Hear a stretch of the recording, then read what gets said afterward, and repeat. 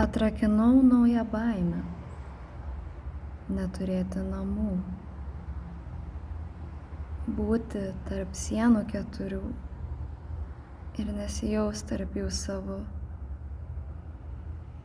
Atsikelti, pasikloti lovą, palysti po dušu, išsivalyti dantis, pasigaminti pusryčius, suvalgyti pusryčius, atsisėsti ant sofos, įsijungti televizorių, žiūrėti televizorių, išjungti televizorių, skaityti knygą, kies krašteliu pamatyti augalą, padėti knygą, palaistyti visus augalus, netyčia alkūne kliudyti rėmelį.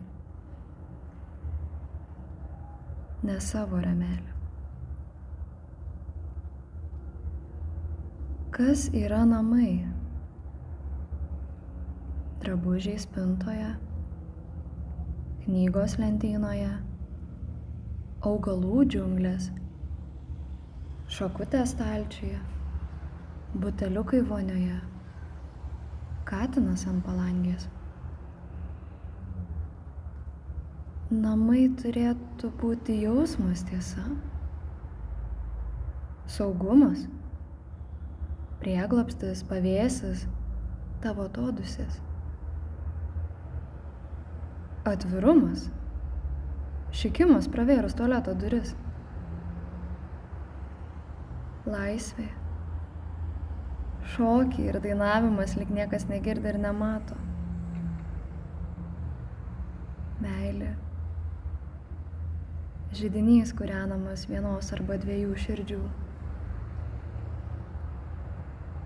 Tokio jausmo į dėžutę neįdėsi ir su savimi nesinešiosi. Tokiu atveju galėtum gyventi ir medyje, ir upėj, ir po tiltu, ir stalčiuje, ir palėpėje, ir kamine. Šiam jausmui reikia vietos. Kai nėra vietos, jausmas slopsta. Kai nėra jausmo, vieta niekuo nebesiskiria nuo viešbučio. Nežinoti savo vietos pasaulyje yra vienokia tuštuma. Tačiau neturėti namų yra visai kitokia praraja.